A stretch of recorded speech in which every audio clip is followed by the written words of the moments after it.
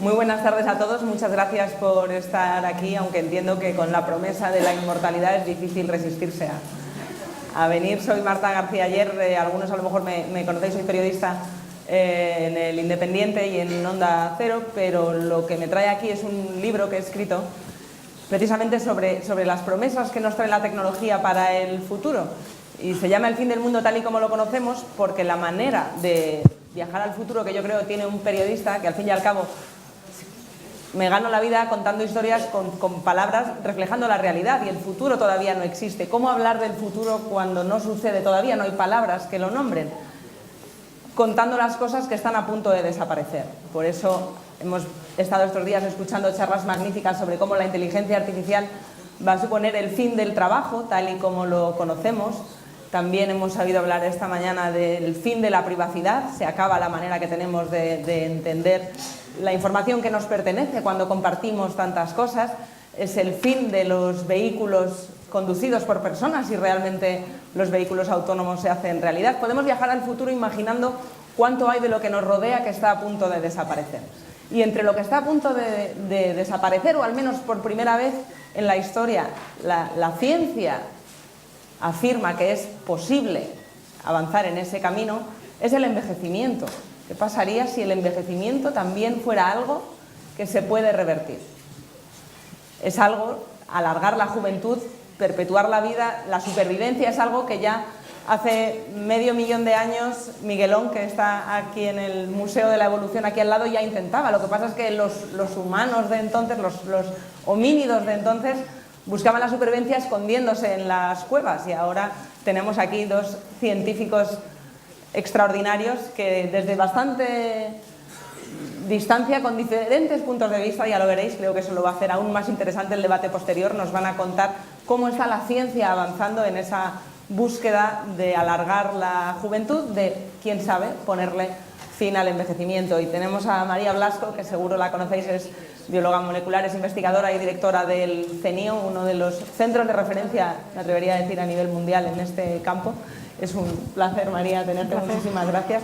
Y a Aubrey de Grey, que ha venido en un largo viaje, en un periplo que está haciendo por Europa y por Estados Unidos, ha podido alcanzar a pasar en Burgos unas horas, tendrá que marcharse corriendo. Aubrey de Grey es el cofundador de SENS y es un famosísimo gerontólogo e investigador que fue una de las primeras personas que yo recuerdo haber oído hablar de este tema y hablar de esa idea del fin de la muerte como algo irrevocable, pues hace 15 años que yo alcancé a recordar, cuando era un asunto que todavía la ciencia, pues digamos, o los periodistas al menos no éramos tan conscientes de lo que la ciencia hacía en ese campo, y yo le creo, y aprovecho para darle las gracias a Aubrey de Grey la labor que hace de divulgación en este sentido, para traernos a los que no somos expertos en la materia a interesarnos. Así que les voy a dejar hablar a ellos, que son los expertos, y luego tendremos tiempo para el coloquio y para sus preguntas. Aubrey, ya que has venido de más lejos, ¿quieres empezar? Okay, yeah.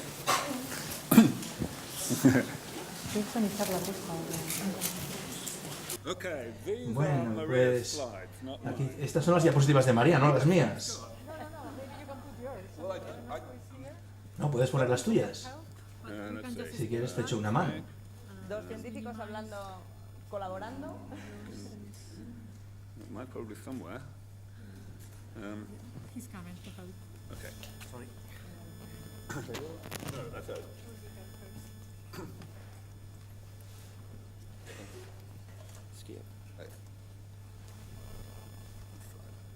Okay.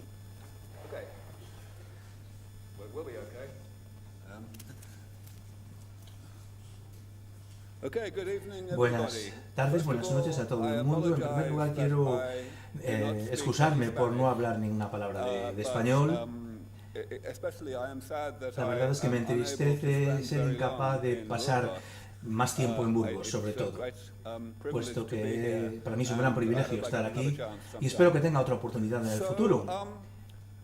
En fin, la verdad es que Marta en su presentación dijo una cosa que, en mi opinión, quizás penséis que no es del todo cierto. María y yo realmente estamos de acuerdo entre nosotros casi en cualquier punto, ¿no? Ya lo veremos, ¿no?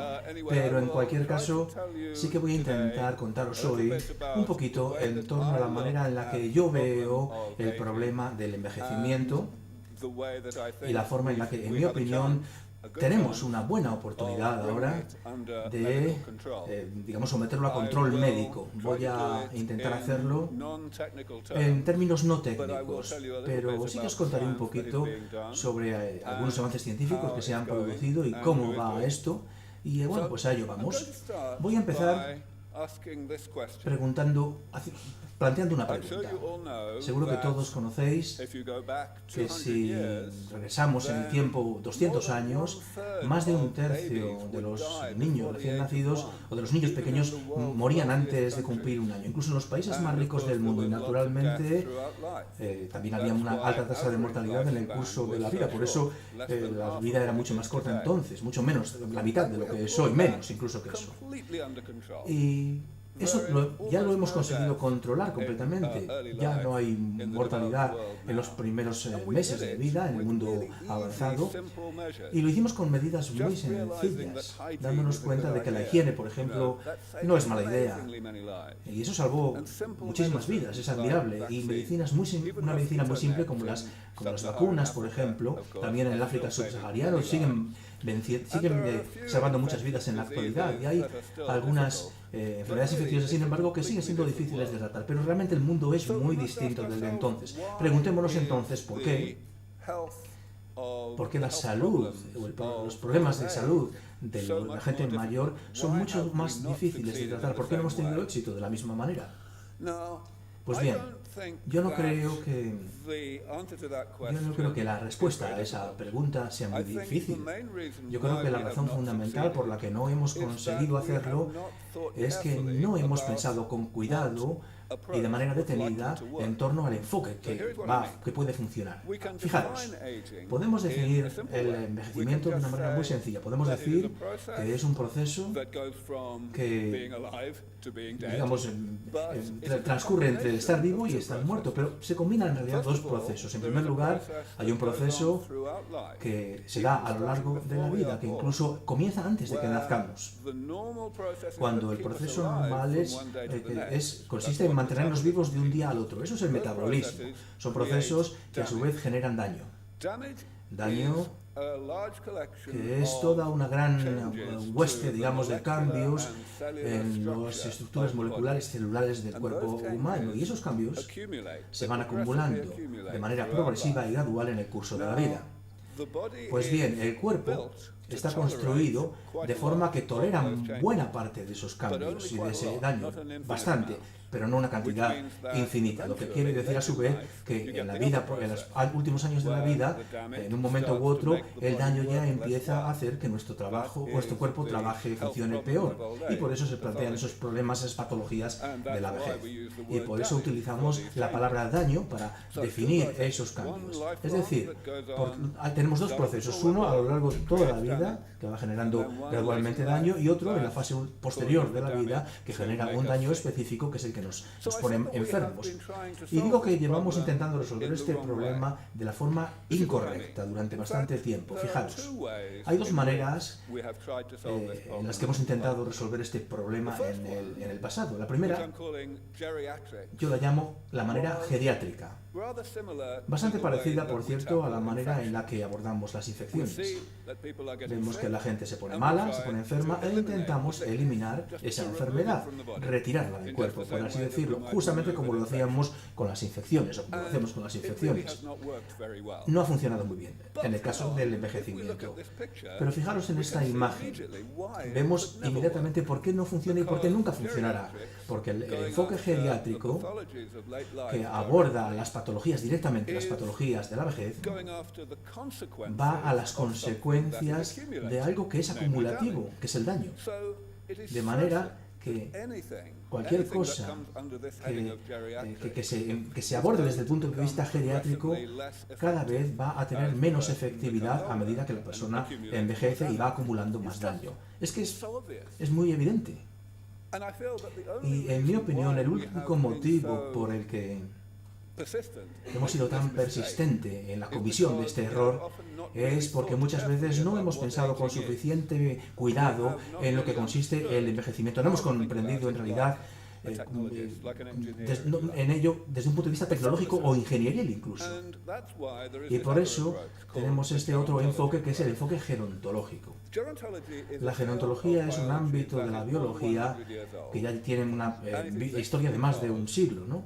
Y precisamente surgió porque la gente empezó a darse cuenta de que la geriatría no iba a funcionar y pensamos, tenemos que ser más preventivos, tenemos que intentar tratar a la gente antes de que se pongan enfermos, y la inspiración de la gerontología fue precisamente el mundo vivo. Si miramos el mundo vivo, si nos fijamos en él, vemos que hay una enorme cantidad de variedad en la tasa de envejecimiento, en el ritmo al cual las distintas especies generan este daño del metabolismo. Y incluso dentro de la misma especie hay bastantes diferencias entre individuos. Por lo tanto, la idea es, bueno, quizás podamos estudiar este fenómeno, esta variación, y en último término comprenderemos suficientemente que podemos aportar una medicina que haga que el metabolismo sea más limpio, si lo queremos decir de esa manera, que genere el daño de una manera más lenta de lo que de suyo hace. Y estaría bien en este sentido demorar la edad a la cual ese daño ya pues se plantea de una manera imparable. Dicho lo cual, el enfoque geriátrico, ya os he dicho que no va a funcionar porque el daño es acumulativo, pero hay otra razón por la que el enfoque geriátrico tampoco ha funcionado, y aquí la tenéis en esta diapositiva. Ya sé que no lo vais a poder leer, no os preocupéis. Pero que es que hay muchas cosas, un enorme número de cosas que dejan de funcionar bien en nuestras vidas y más o menos al mismo tiempo interactúan las unas con las otras. Desgraciadamente, el enfoque gerontológico también tiene estos mismos problemas. Y el metabolismo realmente es un tema muy complicado de manejar. Lo que os muestro aquí es un diagrama simplificado de una parte muy pequeña de lo que conocemos sobre el funcionamiento del cuerpo humano. Si alguno de los aquí presentes sabe hacer programas informáticos, sabrá que esta es la pesadilla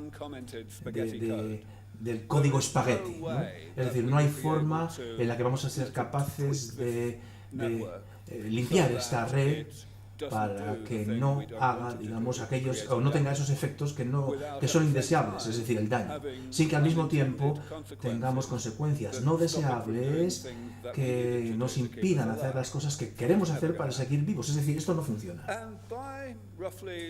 Y entonces, aproximadamente en los años 60, en los 70, la gente que estudiaba la biología del envejecimiento se dieron cuenta de esto que os acabo de decir y adoptaron una actitud muy pesimista, hasta el punto de llegar a decir que no era aceptable ser optimista, que no se podía hablar de intervenciones en una solicitud para una beca, por ejemplo, no se podían mencionar estas cosas. Y bueno, pues sin embargo había algunos rayos de esperanza, incluso en los años 80 ya se empezaron a plantear, pero no demasiado. Y sin embargo, cuando yo empecé a implicar en este campo de estudio, se me ocurrió que podríamos quizás desarrollar un enfoque distinto, que es de sentido común, quizás. Lo que estamos intentando hacer, y se refleja en este diagrama, es romper ese enlace, ese vínculo entre el metabolismo y la patología. Y como ya os he dicho, es un vínculo que consta de dos componentes, a la derecha y a la izquierda. Ya os hemos explicado por qué no es posible romper el vínculo de la izquierda ni tampoco el de la derecha. Pero para romper el conjunto del proceso es que no hace falta romper ninguno de los componentes, sino que hay que separarlos entre sí, hay que aislarlos. Y ese un poco es el enfoque del mantenimiento. Dejamos que suceda el daño, que el metabolismo genere ese daño a su ritmo normal, pero no permitimos que alcance el nivel que genera patologías. En lugar de hacer eso, periódicamente reparamos parte de esos daños. Eliminamos parte del cuerpo de manera que las patologías no se produzcan. Ese es el concepto. Y el motivo por el que lo llamo el enfoque del sentido común es porque es lo que hacemos ya con máquinas fabricadas por el hombre, como los automóviles, por ejemplo. Aquí tenéis un coche, un automóvil que tiene ya más de un siglo de vida y funciona exactamente igual de bien que cuando se construyó, que cuando se fabricó.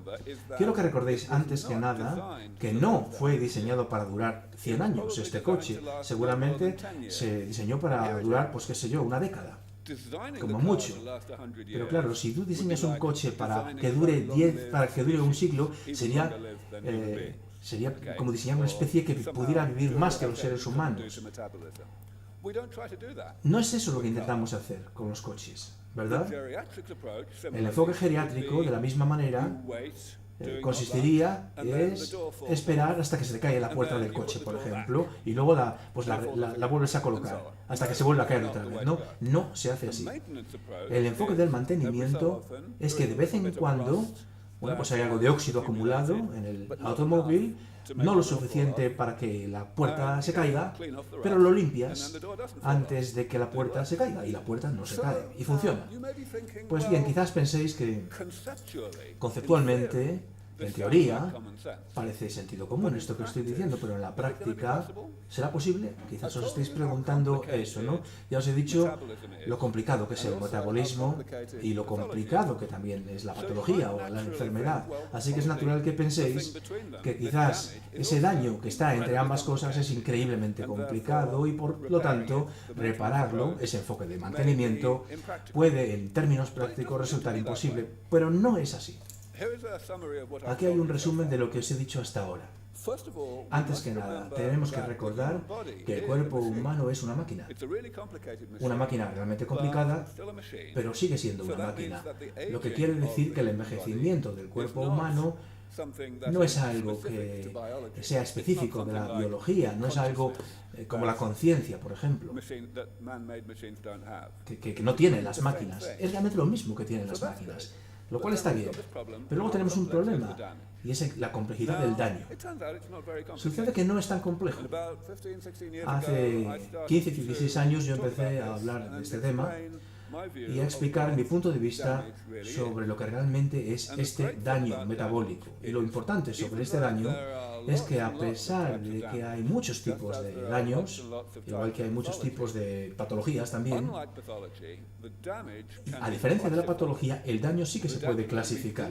Se puede agrupar en una serie de categorías pequeñas y manejables. Esta es una clasificación que yo llevo utilizando ya mucho tiempo y parece que funciona. Yo, digamos, he dado muchas charlas, me he puesto delante de las cámaras, ya durante 10 años dando este tipo de explicaciones, y nadie me ha dicho, se te ha olvidado esta taxonomía, esta categoría de daño. Hay una categoría número 7 que se te ha olvidado. No. Esto nos viene a decir que seguramente no vamos a encontrar un nuevo tipo de daño. Es una clasificación que podemos considerar completa, seguramente, ¿no? Y estas cosas que estoy compartiendo con vosotros y vosotras son cosas muy concretas, muy específicas. Entonces, ¿qué pasa? Tienes un órgano en el que las células mueren y automáticamente no se sustituyen por parte de la división celular de otras células. Eso sucede y naturalmente eso quiere decir que el número de células en ese órgano, en ese tejido, va a decrecer y decrecer y decrecer. Y en último término no habrá células suficientes como para que ese órgano haga su función. Como ejemplo, pensemos en la enfermedad de Parkinson, causada por la pérdida de determinadas células cerebrales en determinadas partes del cerebro. Y todos nosotros hemos perdido seguramente una cuarta parte de esas células cuando llegamos a la edad, a la senectud, ¿no? Comparadas con las que teníamos cuando teníamos 20 años, ¿no? Hay personas que pierden esas células con mayor rapidez y a lo mejor han perdido 3/4 partes cuando llegan a viejos, ¿no? Y esas son las personas que sufren de la enfermedad de Parkinson. Bueno, pues esto es una buena noticia, que podamos hacer, digo, esta clasificación que aparece aquí en la parte izquierda de la tabla.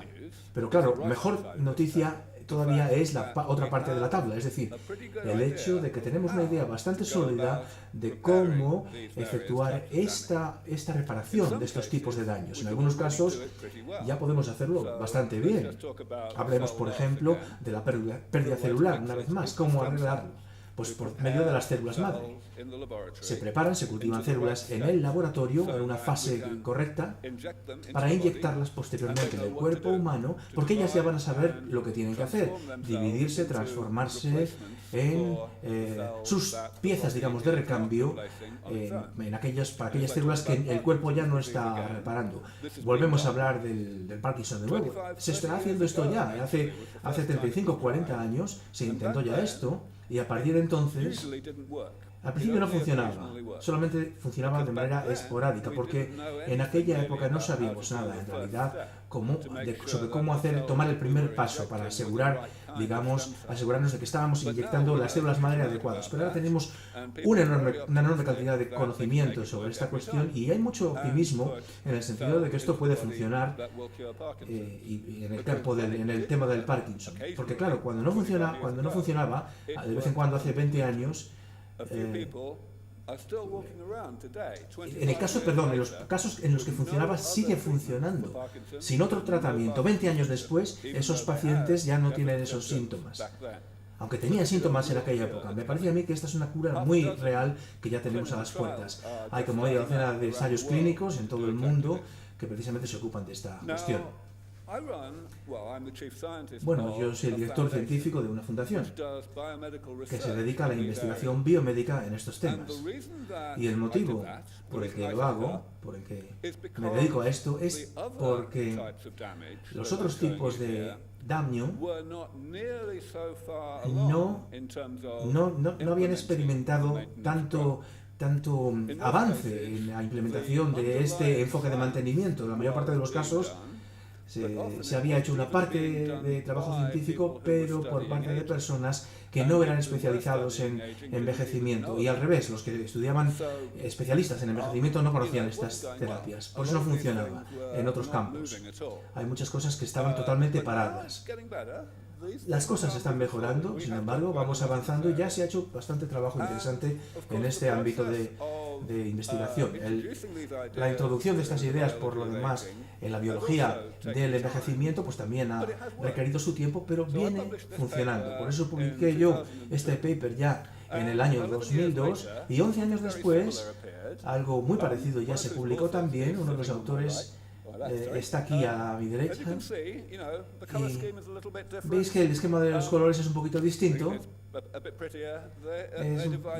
Aquí están, ellos utilizaron 9 categorías en lugar de 7, pero no porque aportaran, digamos, cosas que se me habían pasado a mí por alto, sino que era una manera distinta de editarlo y de presentarlo, ¿no? Y bueno, pues tenían también 9 formas correspondientes para el tratamiento de estos daños, ¿no? La buena noticia es que cuando María y sus colegas publicaron este paper, este artículo, ya el mundo estaba preparado. Mientras que 10 años antes, cuando yo empecé a hablar de estas cuestiones, todo el mundo decía, vale, ya tenemos un artículo que era nuevo, ¿no? Entonces mi paper ya ha obtenido referencias en muchos otros artículos, se viene citando en los artículos, en las revistas más conocidas a lo largo de esta década, y por eso me agrada mucho realmente. En fin, no me importa en absoluto que a mí no me dieran crédito en aquella época. Así funcionan muchas veces las cosas. Lo que sí que me preocupa es que en la actualidad ahora ya tenemos una forma, o lo que me importa es que ya tenemos un planteamiento que es totalmente mainstream, totalmente oficial y aceptado. Quiero ahora hablar un poquito sobre la longevidad. El título de esta sesión tiene una palabra que no me gusta, que es la palabra inmortalidad. Si me buscáis en Google, veréis vídeos que hago, y podréis consultar también cosas que se escriben sobre lo que yo hago, y veréis que hay una diferencia muy importante en este sentido. A los periodistas les encanta escribir sobre cosas, claro, ellos quieren vender periódicos, etcétera, y bueno, tienden al sensacionalismo, y por eso se centran mucho en esta cuestión de cuánto tiempo vamos a vivir, cuando el envejecimiento caiga bajo el control de la medicina. Yo no sé, no tengo ni idea de cuánto vamos a vivir porque depende de muchas otras cosas, depende de, bueno, pues hasta qué punto, por ejemplo, desarrollamos esos coches que conducen solos, se ha hablado de ello aquí. Depende también de si cae un asteroide o no en nuestro planeta. A lo mejor no estamos esforzándonos lo suficientemente para evitar ese tipo de evento. Es decir, la longevidad es un efecto secundario de la salud, solo un efecto secundario. Y yo soy únicamente un investigador médico, yo me dedico a la medicina. Por lo tanto, no debería haber ninguna controversia sobre el valor de este trabajo. Es decir, levantad la mano si alguien quiere aquí tener o contraer la enfermedad de Alzheimer, si alguien quiere aquí que alguien que conoce la tenga. O, ¿alguna vez alguien levanta la mano? En función de en qué piense. Yo pido una explicación y dicen, no, estaba pensando en una persona en concreto, me dicen. Pero no, en serio, la gente no quiere ponerse enferma, no quiere enfermar. La atención sanitaria no es un tema controvertido, no debería serlo. Y sin embargo, acabamos siempre en la controversia. Se hablan de cosas como, ¿qué hacemos con tanta gente? ¿Cómo pagamos las pensiones de jubilación? ¿No va a ser aburrido vivir tantos años? Yo, la verdad es que si pudiera elegir entre contraer Alzheimer a los 80 años o estar aburrido a los 150 años, yo creo que sí que sabría cuál elegir. En fin, espero no aburrirme a los 150 años si llego. Pero fijaros, cuando se dicen estas cosas, y si os dicen estas cosas, yo creo que deberíamos tener en mente que hay una serie de problemas y he escrito de esto en las redes, que no se van a dar. Lo que hay que recordar es la parte de la derecha, no esas preocupaciones de la izquierda. Incluso si sucede algo realmente malo y no hemos y hemos generado uno de estos problemas en la parte izquierda de la pantalla a resultas de nuestra investigación, no van a ser tan malos como los que aparecen en la derecha. Y además, esta es una lección que tenemos también que aportar a la humanidad del futuro, a las futuras generaciones, ¿no? No podemos decir, no vamos a hacerlo porque va a ser malo, porque va a ser negativo, y así neguemos a la humanidad del futuro esa oportunidad. En fin, en los pocos minutos que me quedan, voy a hablar de lo que hacemos. Esta es una pequeña selección de los papers que hemos publicado en los últimos años en la Fundación. Son muy diversos, son ámbitos muy distintos de trabajo, porque como ya he explicado, hay muchos tipos distintos de daño y tenemos que repararlos todos. Pero estamos muy orgullosos de este trabajo porque en muchos casos son avances importantes, muy importantes, que han a su vez desencadenado y abierto nuevas avenidas de investigación que estaban estancadas, digamos, durante 10, 20 años. Y en muchos casos hemos sido capaces también de promover estos proyectos lo suficiente como para no tener ya que seguir trabajando nosotros en ellos. Suele suceder en la investigación que podemos generar una empresa que ya asuma el proyecto y esa empresa puede recibir inversiones procedentes de las fuentes habituales de financiación. Y parece ser que mucha gente rica, hay mucha gente rica a la que no les gusta regalar el dinero. Por eso son tan ricos, ¿no? Hay personas que son reacias a dar dinero a la fundación, que es benéfica, pero sin embargo sí que están dispuestos a dar mucho dinero a estas empresas porque piensan que puedan tener retornos en sus inversiones, ¿no? Posteriormente, ¿no? Bueno, pues aquí hay un proyecto que trabaja en la degeneración macular, que es la causa número 1 de ceguera en la vejez, y parece que les va bien. El año que viene van a hacer un ensayo clínico. Me parece muy interesante. Esta otra trabaja en la amiloidosis cardíaca, que es la causa número 1 de muerte en gente muy mayor, gente que tiene más de 105, 110 años, ¿no? Y va a haber más gente con estas edades pronto. Por lo tanto, este es un proyecto que también nos interesa mucho. Esta es una empresa también que trabaja en la conservación de órganos, es decir, coger el órgano de alguien que ha muerto, congelarlo, de tal forma que no se dañe el órgano para que cuando alguien lo necesite, para sustituir un órgano patológico o enfermo, pues lo puedan utilizar, incluso aunque esa persona, el donante, digamos, haya muerto hace muchísimo tiempo, ¿no? En estos momentos esto no se puede hacer, porque los órganos se deterioran de manera muy rápida y la gente muere, porque a mucha gente muere porque no hay un órgano disponible adecuado. Esta es otra empresa que opera en lo que se llama senescencia celular. Hay buenas evidencias en el sentido de que este tipo de células son malas, que se acumulan en el cuerpo, estas células senescentes, ¿no?, que nos intoxican y queremos eliminarlas. Bueno, pues hay distintas empresas que han trabajado sobre esto desde diversos puntos de vista.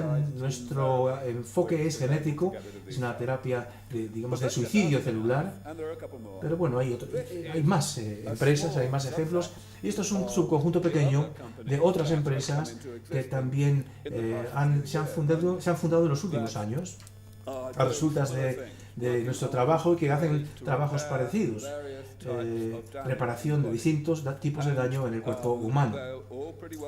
Y bueno, todas tienen buen nivel de financiación. Quiero hablar sobre todo de lo que está ahí en la última línea. He dicho que es una compañía pequeña y he sido un poco sarcástico, porque esta empresa tiene un valor muy grande en la actualidad. Trabaja en la eliminación de las células senescentes o de la senescencia celular, pero a principios de este año ya había conseguido recaudar 350 millones de dólares. Y yo lo que quiero subrayar aquí es que esto se ha producido de manera muy precoz. Normalmente una empresa que trabaja en investigación biomédica nueva puede recaudar ese tipo de dinero una vez que han hecho ensayos clínicos, han obtenido resultados, han conseguido desarrollar un producto que sea aprobado por las autoridades, etc. Bueno, pues esta empresa ha conseguido ese nivel de financiación antes incluso de haber empezado su primer ensayo clínico, cosa bastante inaudita. Y naturalmente algunos inversores todavía no están considerando esto con mucho interés, pero hay otros que sí. La verdad es que ni siquiera hay que pensar en términos de largo plazo para ganar dinero a partir de estas iniciativas. Los tipos de conocimientos que estamos generando se van a adquirir por parte de empresas muy pronto y seremos capaces también de derivar beneficios a partir de ahí. Pero sobre todo me interesa decir, si hay algún inversor aquí en el público, es de qué dinero estamos hablando. Me gustaría hablar un poquito. Todo el mundo de los que estamos aquí somos clientes potenciales, todos envejecemos, ¿no? Somos potenciales clientes de estos fármacos y de estos tratamientos. Y todos estaríamos deseosos de pagar bastante para mantener la salud cuando seamos mayores. Ya en la actualidad tenemos una cosa que se llama la industria del antienvejecimiento. Ya existe. Y es enorme. Ya es enorme. Pero incluso a pesar de que está basada casi enteramente en productos que no funcionan. Y aún así es enorme desde el punto de vista de los beneficios, ¿no? Así que cuando los productos realmente funcionen, os podéis imaginar qué dimensiones va a adquirir esto, ¿no? Y lo último que quiero decir es que nuestra fundación SENS, benéfica, sigue existiendo, seguimos operando, creo que seguimos siendo muy necesarios. Y aún hay algunos proyectos dentro de nuestra fundación que requieren más trabajo antes de, digamos, ser objeto de inversiones. Y queremos que esto suceda, que se dé, para ser capaces de que todos estos proyectos pasen ya a una fase clínica en los próximos años. Y por eso siempre buscamos nuevas donaciones para la investigación. Creemos que precisamente la proximidad de esos ensayos clínicos constituye un incentivo enorme. Dentro de 3 años yo creo que estaremos ya en ese nivel, y eso es lo que a lo que se refiere ese proyecto. Este es un libro que escribí hace ya 11 años. Aquí hablaba de los problemas del envejecimiento, los problemas del daño, cómo repararlos, y como os he explicado, desde entonces han sucedido muchas cosas. No creo que tenga que escribir una edición nueva, porque en cierta manera nada ha cambiado. Todo lo que ha sucedido son las mismas cosas que ya habíamos predicho entonces. No ha habido sorpresas negativas. Y también tenemos una buena noticia, y es que este libro se ha traducido hace poco al castellano. Creo que lo he pronunciado más o menos bien, y por eso no tenéis que leerlo en inglés si no queréis o podéis. Bueno, eso es todo. Muchas gracias.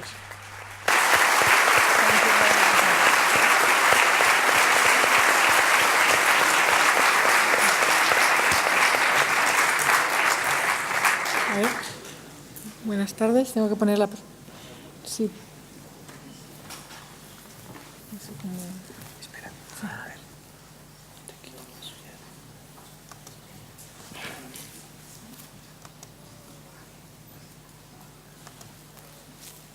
Ahí la tienes. Bueno, buenas tardes a todos. ¿Se me oye bien?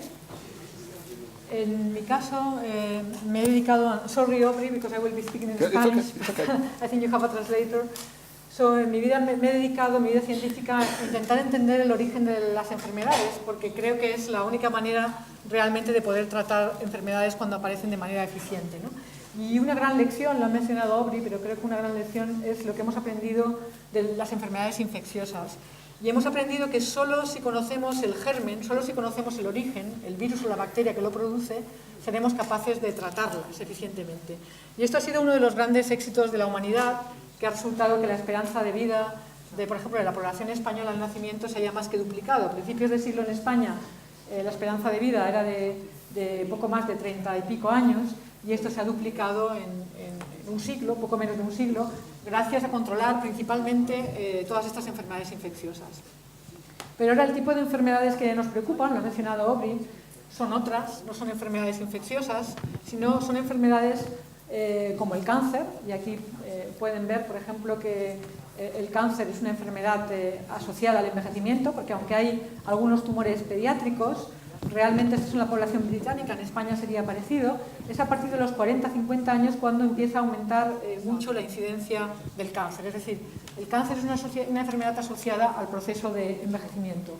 Eso sería fallo cardíaco, que está sacado también de la población británica, pero es lo mismo, es a partir de los 40-50 años cuando el riesgo de tener un infarto en hombres y mujeres aumenta de una manera muy significativa. Es decir, que hay algo asociado al proceso de envejecimiento que está haciendo que aumente el riesgo de estas patologías. Y sería lo mismo si ponemos Alzheimer, Parkinson, etc.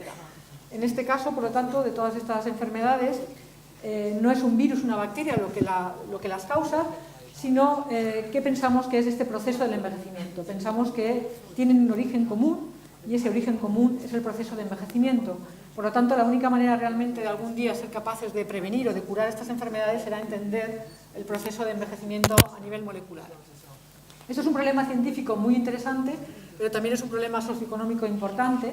Aquí, por ejemplo, pueden ver la progresión de la pirámide de población en nuestro país, como en el año 2015, pues, digamos, está ensanchada en los 40-45 años, pero en el año 2050 un tercio de la población de este país tendrá más de 65 años, una edad a la cual el riesgo de tener un cáncer, de tener un infarto, Alzheimer, Parkinson, es muy elevado. Por lo tanto, es muy importante entender por qué envejecemos a nivel molecular, porque ahí está el origen de estas patologías. Entonces, la manera que tenemos de pensar en mi grupo de investigación y muchos otros grupos de investigación es que mientras que somos jóvenes, todas estas enfermedades, ¿no?, quitando las infecciosas, son enfermedades raras, y es cuando ocurre el envejecimiento a nivel molecular, que Audrey ha descrito en qué consiste, y también yo mencionaré en concreto uno de estos mecanismos moleculares del envejecimiento, que es al que he dedicado toda mi vida científica. El envejecimiento, por lo tanto, molecular sería la causa y las enfermedades serían simplemente la consecuencia. Estas enfermedades tendrían, por lo tanto, un origen común, que es este proceso de envejecimiento. Las causas sabemos que pueden ser genéticas, nosotros podemos llegar a vivir 80 años y un ratón solo 3 años, y eso lo determinan los genes, pero también pueden ser ambientales, el tipo de vida que hemos llevado, la alimentación, la buena o mala suerte, puede hacer que este proceso de envejecimiento vaya más rápido o más lento. En todo caso, solo si conocemos estas causas, podremos tener maneras de ver lo que es invisible, este proceso de envejecimiento biológico, tener marcadores que nos ayuden a identificar qué individuos están en riesgo de desarrollar las patologías para poder, digamos, prevenir que aparezcan, pero también los científicos podemos imaginar que si conocemos estas causas tendríamos que ser capaces de conseguir aumentar la juventud en una especie, aumentar los años de juventud, es decir, los años donde estamos protegidos contra la enfermedad, y retrasar no una, sino muchas patologías a la vez. Y como efecto secundario, quizá de vivir más tiempo jóvenes y sin enfermedades, pues también aumentar muy significativamente la longevidad de una especie, ¿no?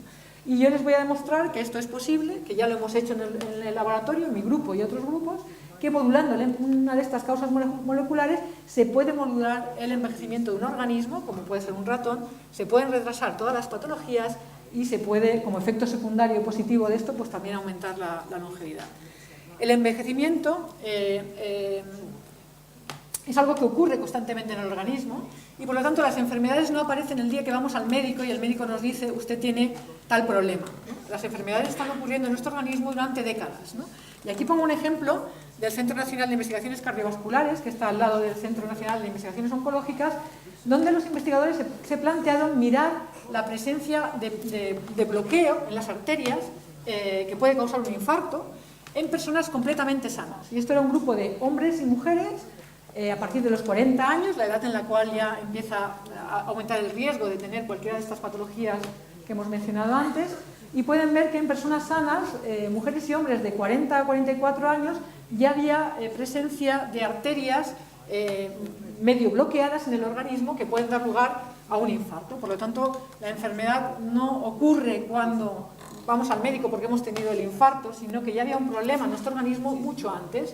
Y esto dice que este proceso de envejecimiento es continuo y es lo que origina las enfermedades. De hecho, podemos decir que ha habido un cambio de paradigma. Hasta ahora la manera de entender las enfermedades era que no tenían nada que ver unas con otras, que el cáncer no tiene nada que ver con un infarto de miocardio y por lo tanto tenemos que estudiar cada una para desarrollar terapias que funcionen para el cáncer, para el infarto, etc. Y yo lo que les estoy diciendo es que el envejecimiento, lo que pensamos muchos científicos, es que está en el origen de todas estas enfermedades y por lo tanto sería interesante entender el envejecimiento porque entonces podríamos pensar en diseñar medicamentos que vayan a prevenir el envejecimiento y que por lo tanto pueden prevenir estas enfermedades, pero también quizá estas intervenciones puedan servir para tratar enfermedades una vez que ya han sido diagnosticadas. Y en mi charla les voy a demostrar que eso también se puede hacer. Una vez que ya hay una enfermedad, utilizando el conocimiento del envejecimiento también se pueden tener efectos terapéuticos mayores de los que tenemos ahora mismo con las enfermedades. Hoy lo he mencionado, pero también lo quiero mencionar aquí. Algunos de ustedes pensarán, pero esto de modular la longevidad es muy difícil. Sin embargo, solo tenemos que mirar a la naturaleza para ver que las longevidades de las especies son muy diferentes y que podríamos pensar que no hay una fecha de caducidad para la vida, entendiendo la vida, la capacidad de nuestras células para multiplicarse y regenerar los tejidos. Hay organismos que viven solo 2 años, como puede ser, por ejemplo, un ratón, de media vive 2 años, pero organismos del mismo tamaño, muy parecidos, como puede ser, por ejemplo, un murciélago, en cambio puede llegar a vivir 40 años.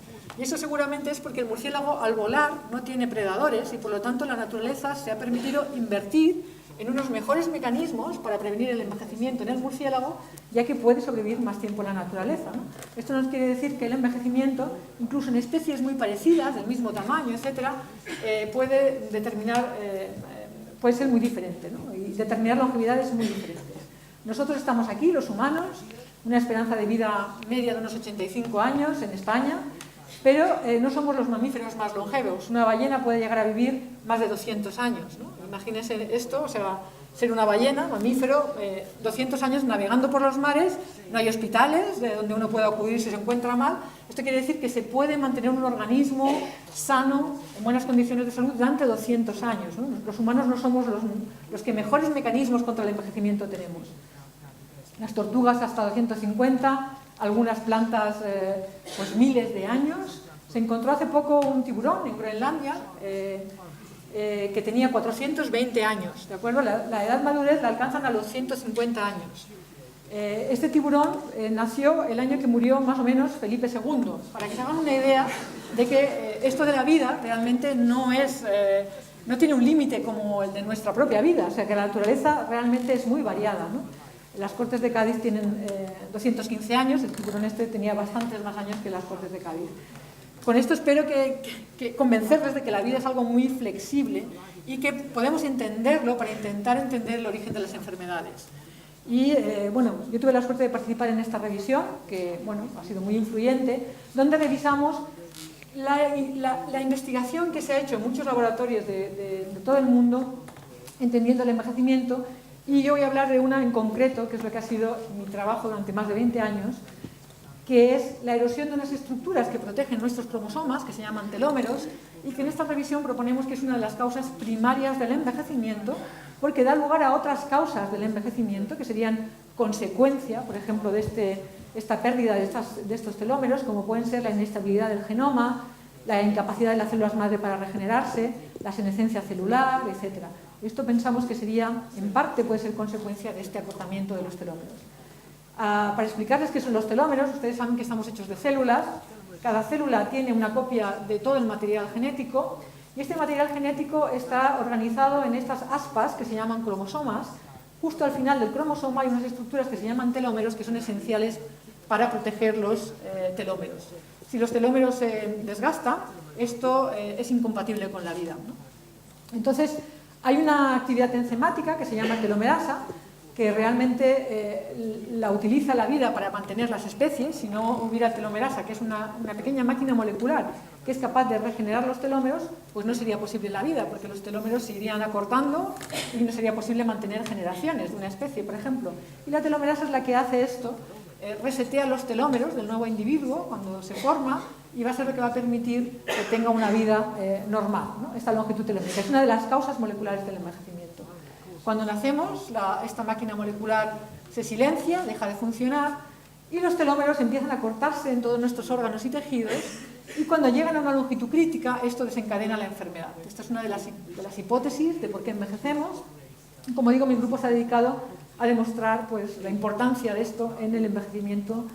Y, por ejemplo, en el cáncer también es una enfermedad asociada al envejecimiento, pero a diferencia de otras enfermedades del envejecimiento, las células del cáncer tienen una propiedad única que no tienen las células cuando envejecen y dan lugar a otras patologías.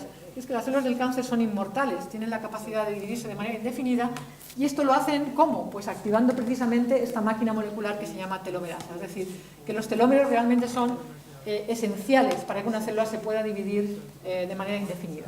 Esto es algo muy, muy claro. Hay individuos que tienen alteraciones en la telomerasa y cuando nacen tienen telómeros cortísimos y estas personas van a morir de manera prematura debido a una serie de patologías degenerativas, ¿no? Lo cual nos dice también que la cantidad de telómeros que tenemos limita el tiempo de vida o la capacidad de regeneración del organismo, porque son más cortos de lo normal, va a haber problemas antes de tiempo, ¿no? También sabemos que la longitud telomérica no es igual en todos los individuos, sino que hay personas que tienen telómeros más cortos, más largos, y se está viendo que esta longitud de los telómeros puede ser uno de estos marcadores que nos ayude pues, a ver lo invisible, a ver este proceso de envejecimiento molecular. Yo, sin embargo, no voy a hablar de esto, voy a hablar de lo que hemos hecho en mi grupo para demostrar realmente que el acortamiento de los telómeros es una de las causas por las cuales envejecemos y qué podemos hacer para frenar ese proceso de envejecimiento. Y lo que hicimos, el experimento que hicimos fue, les he dicho antes que la telomerasa se silencia cuando nacemos y por eso los telómeros se acortan y se produce el envejecimiento. Y una de las maneras que tuvimos de demostrar esto fue generar unos ratones transgénicos que tenían telomerasa en el organismo adulto. Y así eran capaces de mantener sus telómeros largos durante más tiempo. Y de hecho fue la primera vez que se vio que esto era suficiente pues, para aumentar la longevidad de una manera muy significativa, hasta un 40% en ratones, ¿no? Los telómeros no son el único mecanismo del envejecimiento, pero esto nos dice que si manipulamos ese solo mecanismo, el del acortamiento telomérico, podemos tener un impacto muy importante en el envejecimiento.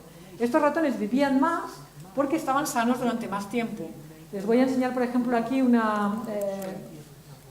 bueno, aquí esto lo pongo aquí porque los ratones normales, al año de edad ya se empiezan a morir los primeros ratones y en estos ratones que tenían telómeros más largos, pues tardaban 3 veces más en que se muriera el primer ratón, es decir, que estaban jóvenes y sanos durante más tiempo. Esto se puede ver a simple vista con una imagen, son 2 ratones de la misma edad, ratones viejos de 2 años, este es el normal, que se ve claramente que es un ratón viejo, y este es el ratón que mantiene sus telómeros porque tiene telomerasa activada en el organismo adulto y pueden ver a simple vista que está más joven a la misma edad cronológica. Me preguntan a veces, bueno, ¿y qué pasaría si esto lo hiciéramos en humanos? En humanos no sabríamos qué pasaría, cuál sería el porcentaje de aumento de la supervivencia. Pero imaginemos, por ejemplo, que si en humanos el tiempo de vida libre de enfermedad más o menos son hasta los 40 años, a partir de los 40 años empieza a haber riesgo de un cáncer, de un infarto, etcétera, y la vida máxima son 120 años aproximadamente. Si duplicáramos el tiempo de vida sin enfermedad, en los ratones lo hemos triplicado más o menos, lo que ocurriría sería que disminuiría el tiempo de vida con enfermedades, es decir, conseguiríamos que de alguna manera la mayor parte de nosotros llegáramos a la vida máxima en buenas condiciones de salud. Esto sería si pasara lo mismo que en ratones, que no lo sabemos, es simplemente un ejercicio. De todas maneras, esto lo hemos hecho con ratones transgénicos, no se pueden hacer humanos modificados genéticamente, y lo que hicimos en mi grupo fue pensar en una estrategia terapéutica que nos permitiera activar la telomerasa y que sí que pudiera ser un medicamento, sí que se pudiera utilizar en humanos para tratamiento de enfermedades asociadas al envejecimiento.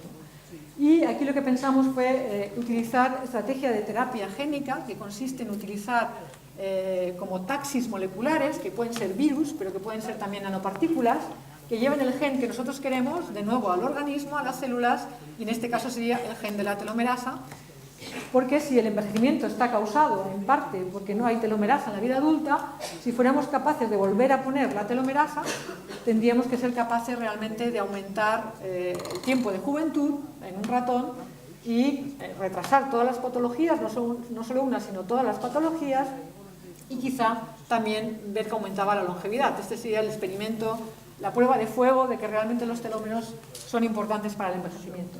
Y este experimento lo hicimos en el año 2012, cogimos ratones de mediana edad, de 1 año, o ratones de 2 años, y les dimos una sola inyección con telomerasa, con esta estrategia que ya es un potencial medicamento. Esto se puede aplicar a pacientes, por ejemplo.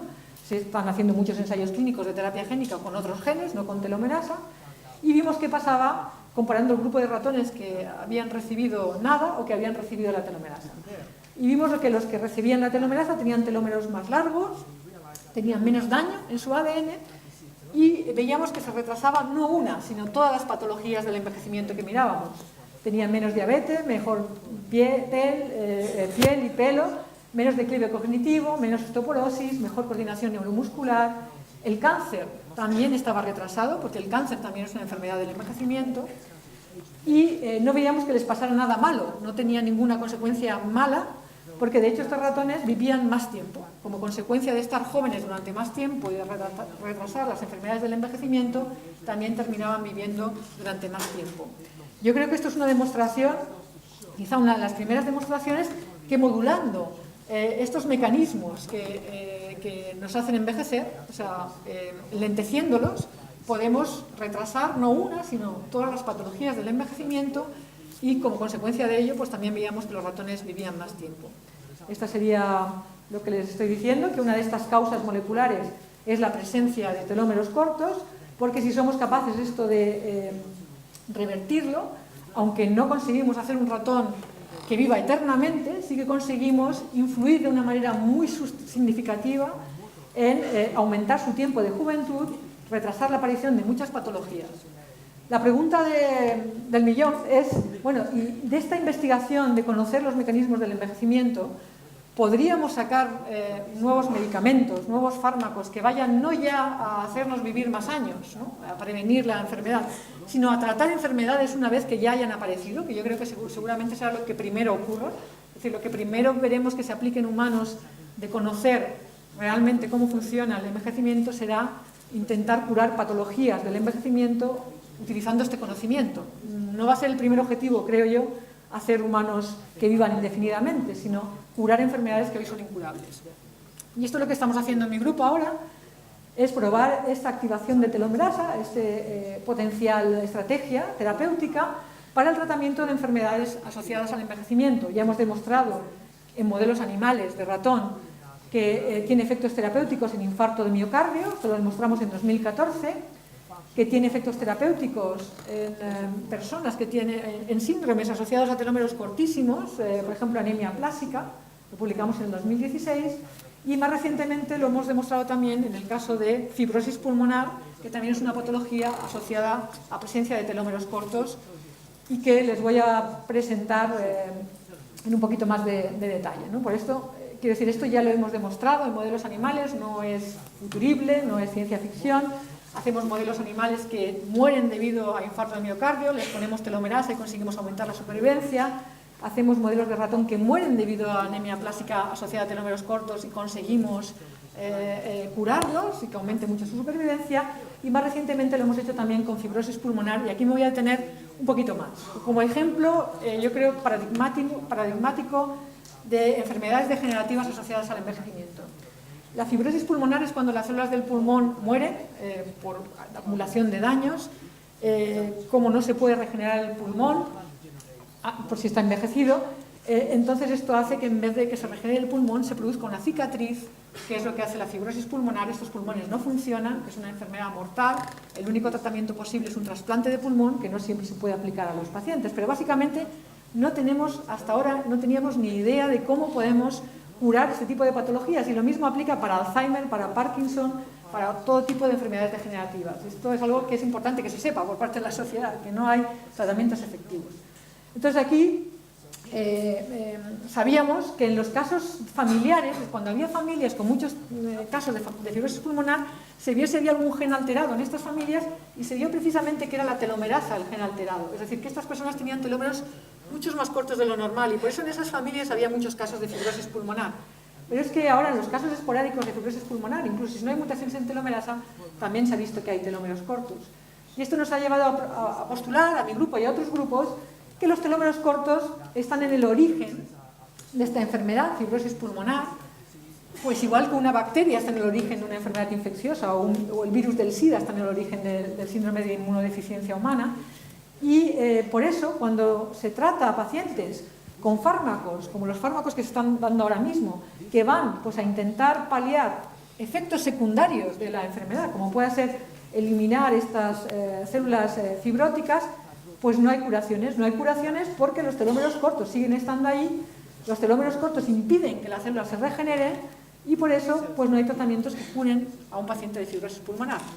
Y en mi grupo demostramos que si realmente modelos animales con fibrosis pulmonar íbamos a corregir el defecto, que era la presencia de telómeros cortos, podíamos realmente modular todo, es decir, hacíamos que hubiera menos daño, que hubiera menos senescencia, apoptosis, aumentaba la capacidad de regeneración de las células del pulmón y disminuía la formación de la cicatriz fibrótica, y en modelos animales podemos frenar la progresión de la fibrosis pulmonar, ¿no? Por lo tanto, yo creo que este es el mensaje de mi charla, que es un caso ya práctico, digamos, uno de estos mecanismos del envejecimiento, que es el acortamiento telomérico, y todo lo que hemos hecho en mi laboratorio para demostrar que realmente es uno de los mecanismos del envejecimiento, porque si lo modulamos la longevidad, pero realmente lo importante yo creo que no es modular la longevidad ni ser inmortales, sino es tener nuevas ideas, nuevas maneras realmente de curar enfermedades que hoy por hoy son incurables.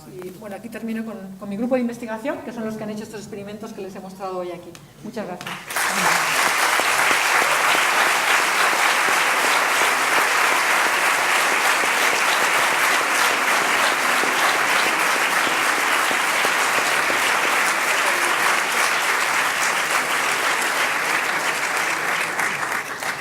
Muchísimas gracias a los dos. Estarán de acuerdo conmigo en que es fascinante de todas las cosas que pueden desaparecer a medida que llegamos al futuro, de todas las cosas que pueden cambiar en el mundo tal y como lo conocemos.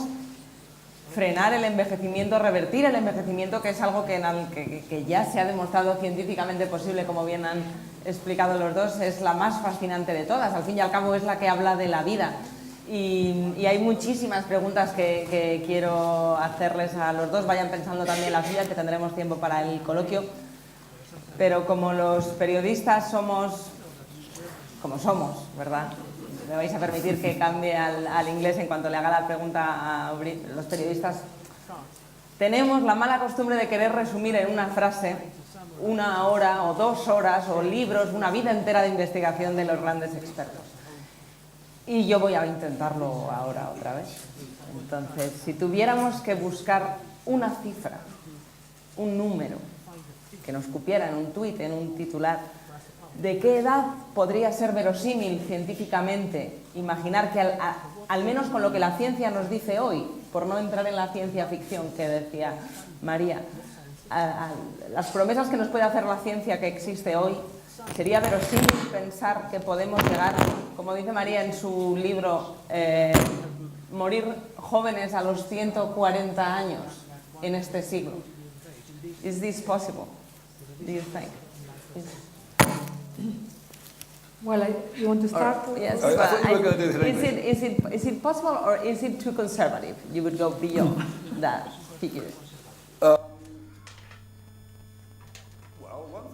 Una cosa que podemos afirmar con certidumbre es que no va a haber nadie con 140 años hasta que al menos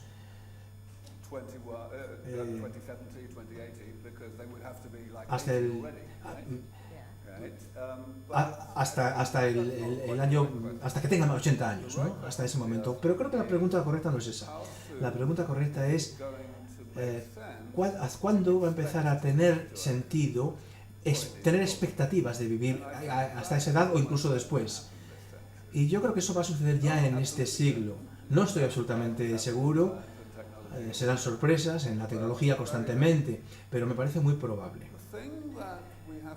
Lo que tenemos que recordar es que cuando abordamos el tema de la vejez mediante la reparación del daño, estamos, digamos, ya vamos ganando tiempo para mejorar también en ese ámbito. Es decir, el tipo de terapias que María y yo hemos mencionado hoy son prometedoras, pero seguramente no nos van a dar una vida indefinida, no van a hacer que la gente viva indefinidamente. Solamente, seguramente, añadirán 20 o 30 años a nuestra expectativa de vida. Se me olvidó mencionar el libro de María, que plantea ese tipo de cifras. Pero cuando lleguemos a ese tipo de terapias, y esto es lo importante, las estaremos aplicando a personas que ya van a tener 60 o 70 años cuando lleguen. Personas que ahora tienen 30 o 40 años, un poco dependiendo de la rapidez con la que esas terapias pasen por las fases de ensayos clínicos, etc. Bueno, pues esas personas, digamos que tienen 60 años, biológicamente no van a volver a ser sesentones hasta que tengan 80 o 90 años. Y en ese momento las terapias ya no les van a ayudar más, porque el daño que ya han acumulado, por definición, ese es el daño que las terapias ya no son capaces de retirar. Sin embargo, ya no van a obtener esas terapias, porque María y yo y otras personas ya habremos hecho investigación durante otras 2 o 3 décadas, ¿no? Con lo cual ya en ese momento tendremos una segunda generación de terapias que sí que serán capaces de reparar algunos de los daños que la primera generación de terapias era incapaz de resolver. Es decir, que el único requisito aquí es que siempre vayamos un paso por delante del problema, que mejoremos las terapias con la suficiente rapidez para que la gente no llegue a acumular el suficiente nivel de daño que causa esa mala salud. Y una vez que lleguemos a esa primera generación, 20, 30 años a partir de ahora, ya seremos seguramente capaces de acelerar para que la gente siga. 200 años entonces, pues, ¿por qué no? Una vez que hayamos llegado a ese año, que vamos siempre un paso por delante del problema, ya no tendrá sentido poner límite a la... Es como lo del coche que os decía antes, ¿no? Ese coche vintage, ¿no? Ya sabemos cómo realizar un mantenimiento integral de ese tipo de vehículos para que puedan durar casi indefinidamente o indefinidamente, ¿no? Pero claro, no hay límite, porque sabemos cómo realizar ese mantenimiento periódico. Yo lo que pienso, en fin, no me preocupa tanto el cuánto o cuándo vamos a vivir, si 140 o 200, para mí esa no es la pregunta, y creo que lo mismo para Aubrey. Yo creo que en primer lugar, lo que me gustaría ver en mi vida, digamos, en mi tiempo de vida, es que seamos capaces de curar enfermedades como el Alzheimer, como el Parkinson, como la fibrosis pulmonar, gracias al conocimiento que hemos derivado de la comprensión de la vejez. Yo creo que eso sí que es muy probable que suceda. Hay muchas empresas que ya están invirtiendo mucho dinero para crear nuevas generaciones de fármacos, de terapias. Ya os he hablado de los telómeros, de la telomerasa, la retirada, por ejemplo, la eliminación de esas células senescentes. Hay muchas cosas que están ya en marcha y yo tengo confianza que en los próximos años vamos a ver muchas más. Pero no digo en el sentido de ampliar la longevidad, sino curar enfermedades que hoy en día son incurables y que una vez que estén son enfermedades que una vez se diagnostican no se puede hacer nada al respecto. Y esto, si se realiza, será un logro enorme para la humanidad, algo inaudito, ser capaces de curar ese tipo de enfermedades que son incurables. Yo creo que eso va a ser un punto de inflexión enorme, más importante que llegar a vivir 200 años. Tenías razón cuando hablabas de periodistas, ¿no? Estamos de acuerdo en que la longevidad es un efecto secundario, pero nosotros realmente trabajamos sobre la salud. Claro, era un titular. Habrá más periodistas en la sala. Digamos que conseguimos este objetivo sorprendente, esa curación de enfermedades derivadas del envejecimiento y que nos ponen tantas limitaciones, ¿no? ¿Sería en ese caso posible pensar que empiecen o que surjan nuevas enfermedades? Y a lo mejor al ampliarse el tiempo de vida surjan enfermedades asociadas también al envejecimiento. Seres humanos que vivan por encima del límite de los 120, de los 140, ¿qué tipo de enfermedades podemos a lo mejor contemplar? No infecciosas, porque siempre puede aparecer algún germen nuevo, ¿no? Pero hablo de enfermedades que vienen de nuestras células. Y hay gente que vive muchos años. Hay mucha gente que sobrepasa ya los 100 años, ¿no? En España yo creo que hay más de... O sea, sí, el límite es de 122, ¿no? 122 es la edad máxima que se ha alcanzado aquí.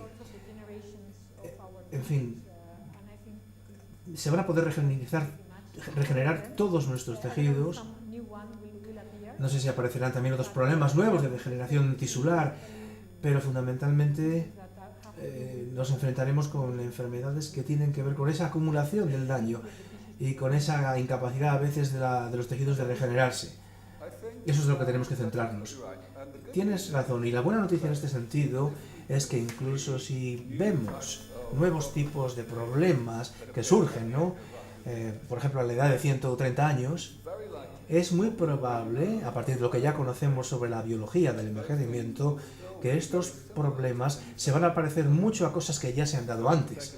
Es decir, el ejemplo, por ejemplo, de la amiloidosis cardíaca, que creo que la mencioné en mi charla. Esta es una causa muy importante de muerte en personas que superan los 105 años. Bueno, esto era prácticamente desconocido hasta hace poco tiempo, solamente se ha conocido en casos genéticos donde se había dado antes, ¿no? Porque a nadie se había molestado de investigar por qué muere la gente a partir de los 100 años, ¿no? Y descubrieron esta causa, ¿no? El tratamiento que nosotros hemos desarrollado o que hemos iniciado para eliminar estos es muy parecido, prácticamente lo mismo que lo que ya habíamos desarrollado o otras personas habían desarrollado para trabajar, para operar sobre la amiloidosis cerebral que se da en la enfermedad de Alzheimer. Y yo creo que esta va a ser la historia, seguramente. Una vez que vayas descubriendo nuevas patologías, ya vas a tener seguramente terapias a tu disposición. Se habla a veces de esta cosa tan molesta que hacemos los periodistas, que es desconfiar, ¿no? Eso nos hace bastante impopulares, ¿no? Bueno, pues hay una pregunta que a mucha gente le mete miedo cuando se habla de la longevidad y de todas esas inversiones enormes que hacen algunas empresas privadas. ¿Qué pasa si la empresa privada intenta desarrollar una cura y luego asigna, digamos, un precio enorme a la inmortalidad? Perdón por usar el término, ya sé que no es correcto, ¿no? ¿Cómo reaccionaría la sociedad si solamente los ricos, por decirlo así, puedan tener acceso a ese... Yo te lo cuento, es muy sencillo. Una empresa, digamos, tiene un monopolio, por ejemplo, sobre un tratamiento de envejecimiento, pone un precio muy alto y llega el momento de las siguientes elecciones. Y hay un partido político que dice, vamos a liberar este precio. Y hay otro partido que dice, nosotros lo que vamos a hacer es, vamos a comprar la patente, por ejemplo, ¿no? Si un partido promete, ¿cuál de los dos partidos va a...? Pero si no es un país democrático, pues afortunadamente la mayor parte de la investigación se realiza en países democráticos, con lo que no sería tanto el problema. Es posible que algunas terapias también se den en países no democráticos, pero no sería la mayoría. Yo creo que los científicos somos bastante inteligentes, estamos en contacto entre nosotros y ¿Tú tienes este tipo de temor o de aprensión? Bueno, yo creo que ya hemos visto cosas parecidas. En España tenemos el caso de la vacuna contra un tipo de hepatitis, ¿no? Al principio el gobierno no quería subvencionar esta vacuna y los ciudadanos la han reclamado, han protestado y finalmente sí que está respaldada por el sistema público, ¿no? Es decir, que al final es el pueblo el que tiene el control, hay elecciones y si esto va a servir para curar enfermedades, yo creo que va a recibir el apoyo de la gente. Incluso a nivel global la situación a lo mejor es distinta según de qué país hablemos, pero por ejemplo hemos visto en los últimos años que las empresas farmacéuticas que fabrican, por ejemplo, tratamientos para la VIH ya han sido capaces de comercializarlo en África subsahariana con apoyos del gobierno. Pero la mejor noticia en todo caso es que tenemos ya ya tenemos un avance, digamos, un aviso, un anticipo de estas terapias. Por lo tanto, todos estos debates a nivel de políticas yo creo que se van a acelerar, hay conciencia del problema. ¿Y qué tipo de ritmo llevan estas investigaciones? Ya has hablado de que tu investigación, vuestras investigaciones se hacen con modelos animales, ¿no? Sí, primero hay que intentarlo con modelos animales, es lo habitual, en modelos murinos, en laboratorios, y si funciona, y si tiene efectos terapéuticos, pues bueno, pues ya se pasa, esto capta el interés de las farmacéuticas y se desarrollan tratamientos médicos, se desarrolla un plan de investigación farmacéutico para ese target, para ser capaz en último término de llevar esto a los pacientes, ¿no? Es el proceso habitual. Es el proceso habitual. En países democráticos, una vez más, ¿no? Hay mucha gente que dice que quizás hay experimentos con humanos. Aquí hay una cosa que es importante, una diferencia que es importante subrayar.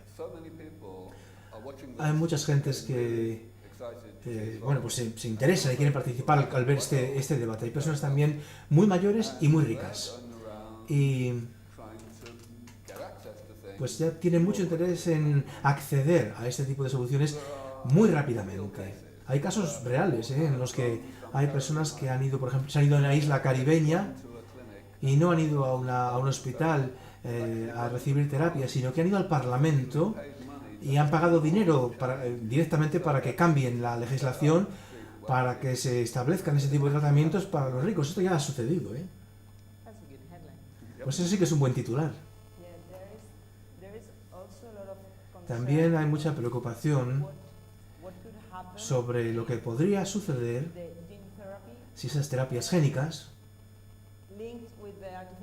vinculadas con la inteligencia artificial y con los Big Data, con el Big Data, conduzca a que una empresa pueda controlar, saber qué enfermedades va a desarrollar en el futuro. Aquí la idea sería hasta qué punto o cuántos datos podemos permitir que tengan las empresas con un nivel de seguridad suficiente para la gente, ¿no? A lo mejor si el gobierno o la empresa sabe que tenemos un 80% de desarrollado Alzheimer o Parkinson, eso puede tener efectos, ¿no? Vosotros como expertos no sé si tenéis algún comentario que hacer. No, yo no veo que eso sea un escenario muy plausible. Ese escenario en que una empresa las empresas tienen un monopolio. Yo creo que esto no va a llegar muy lejos.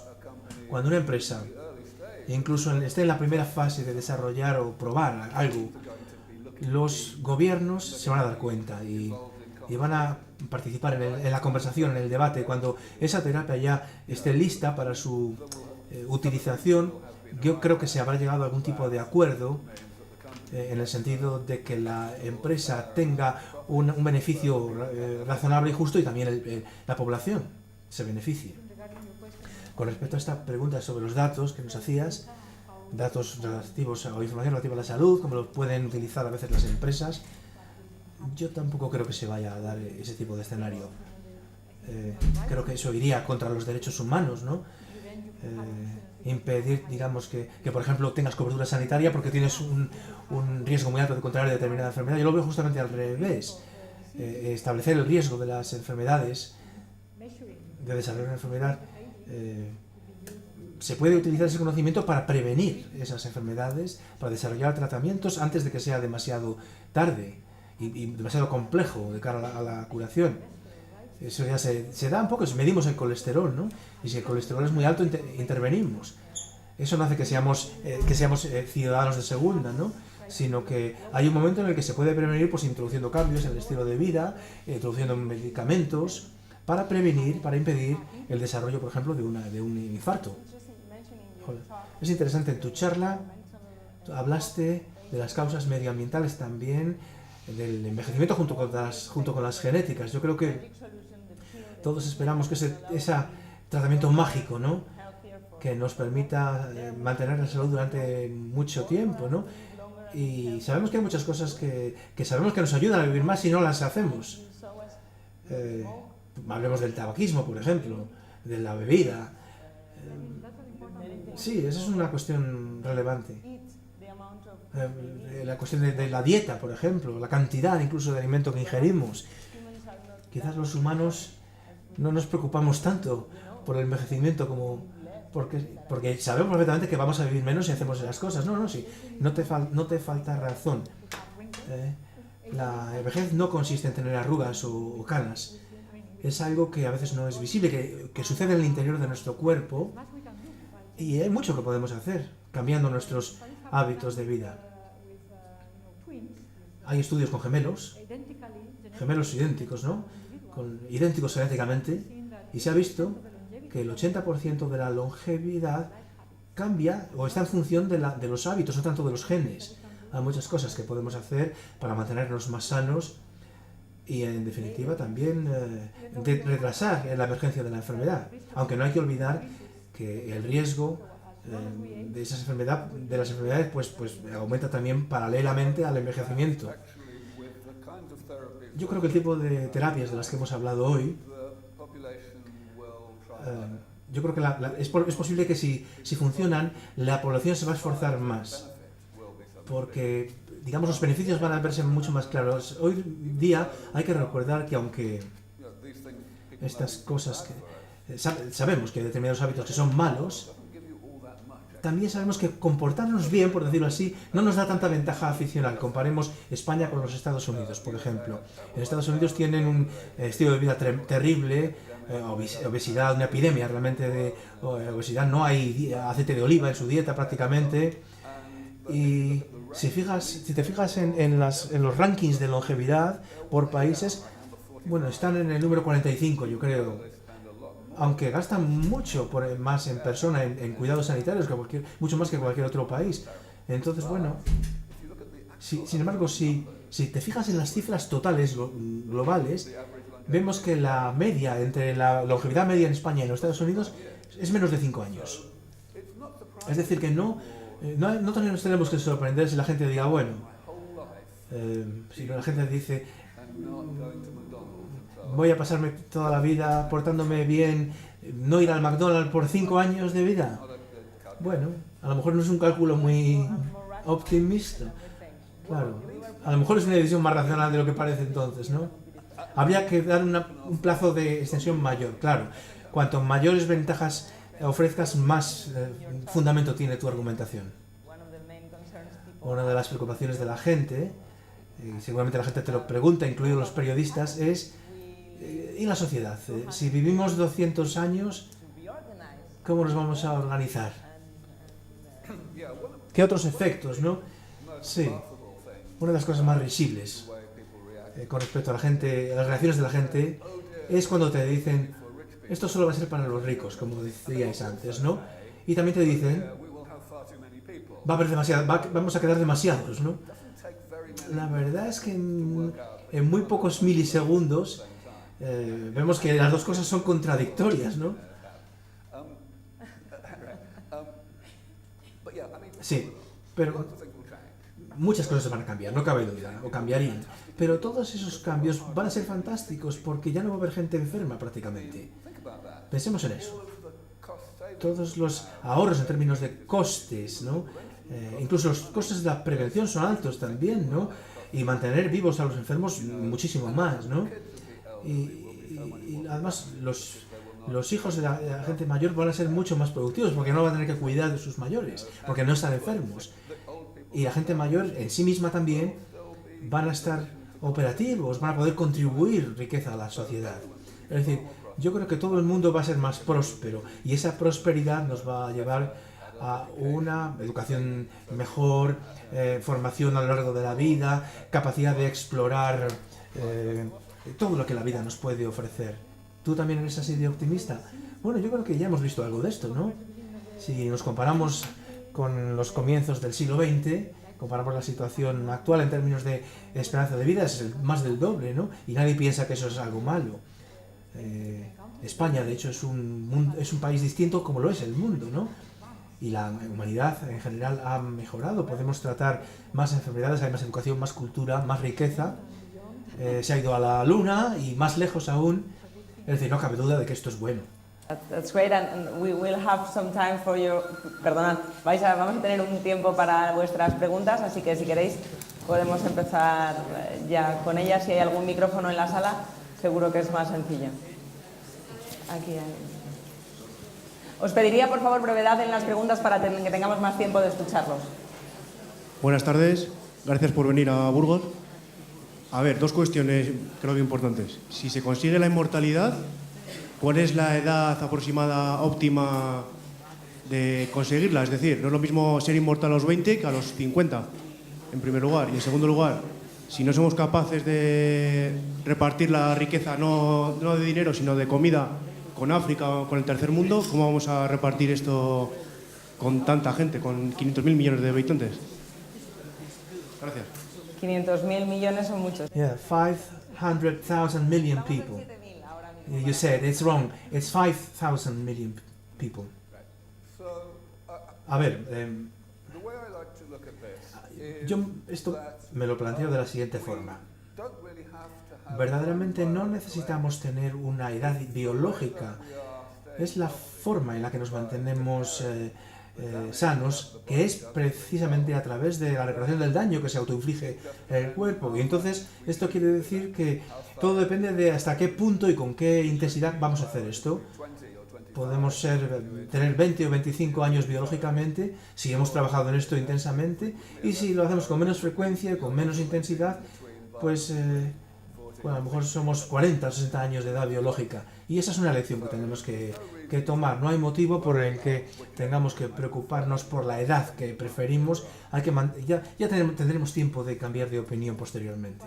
Contesto en español.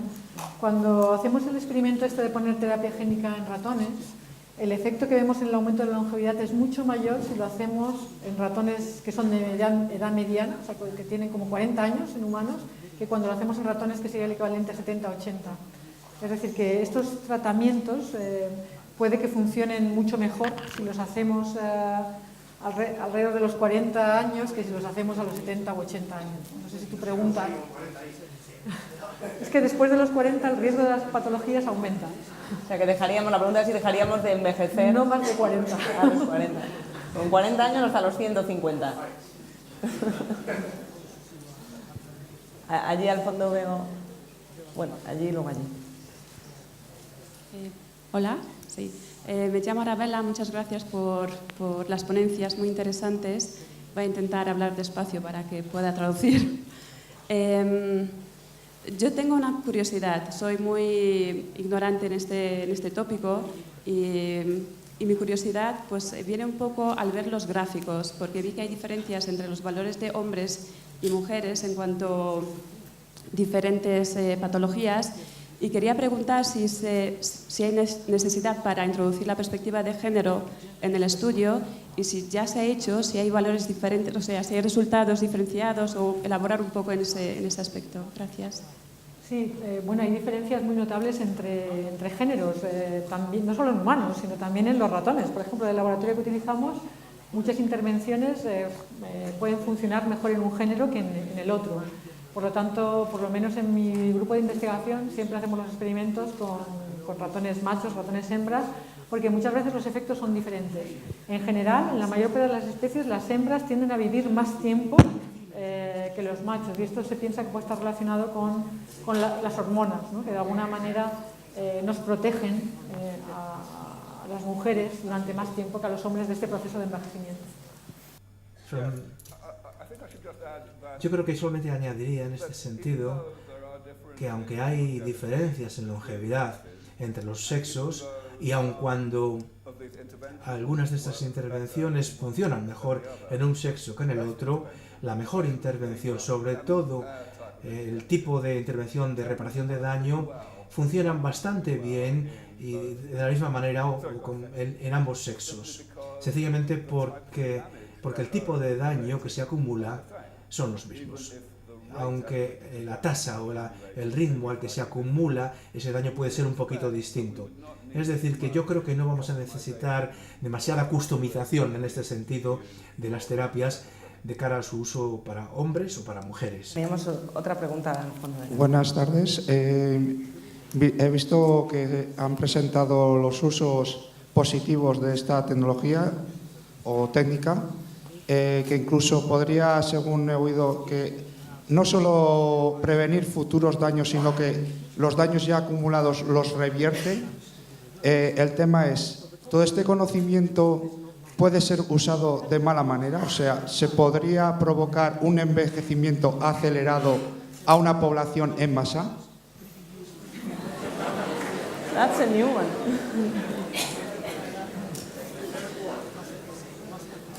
Mass Destruction Weapon.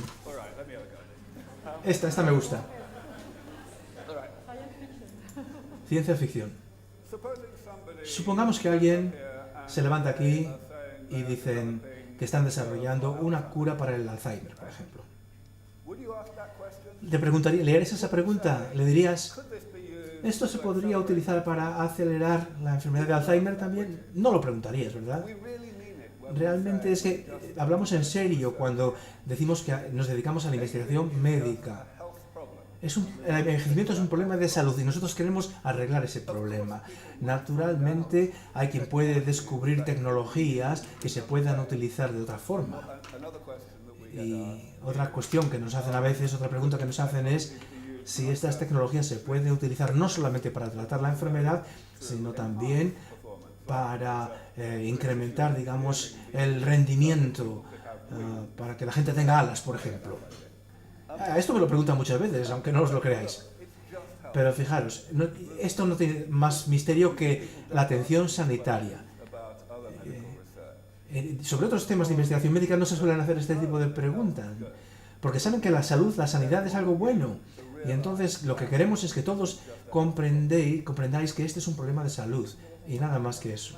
Yo iba a decir que... Sí, bueno, estoy de acuerdo con lo que ha dicho Audrey. Yo creo que a mí también me sorprende cuando se ve que avances científicos siempre se piensa que van a ser de alguna manera utilizados negativamente. No solo somos los periodistas. Porque nunca ha pasado, que yo sepa. O sea, todo lo habría contrario. maneras mucho más baratas de hacer un asesinato en masa. Estamos ahora con una longevidad de 80 años de media, cuando estábamos a principios de siglo, con una esperanza de vida de 30 años, gracias a la ciencia, gracias a los científicos que investigan, ¿no? Absolutamente. Entonces yo creo que, bueno, estaba pensando ahora, de repente me ha venido a la cabeza pues las ballenas o el tiburón este de Groenlandia, ¿no?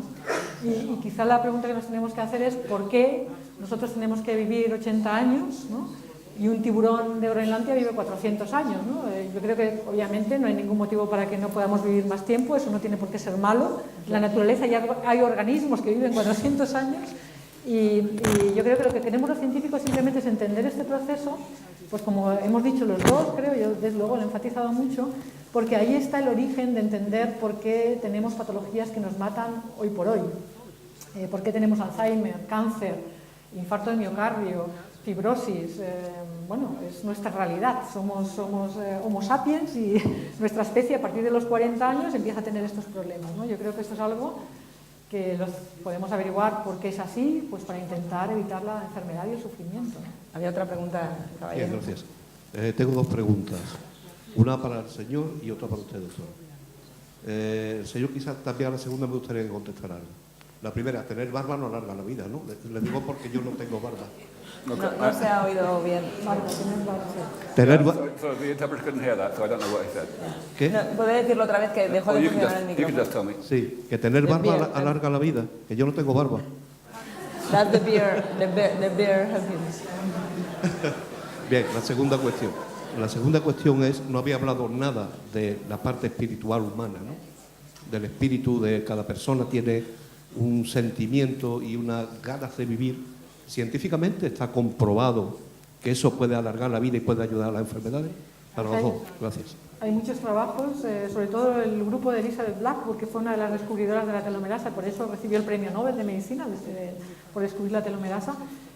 Tiene bastantes estudios correlacionando niveles de estrés, bueno, que también es en alguna medida, de alguna manera, del grado de felicidad o infelicidad de cada uno, con el mantenimiento mejor o peor de los telómeros, ¿no? O sea, yo creo que sí, muchas cosas más espirituales o más de percepción psicológica pueden influir también en el estado de salud, ¿no?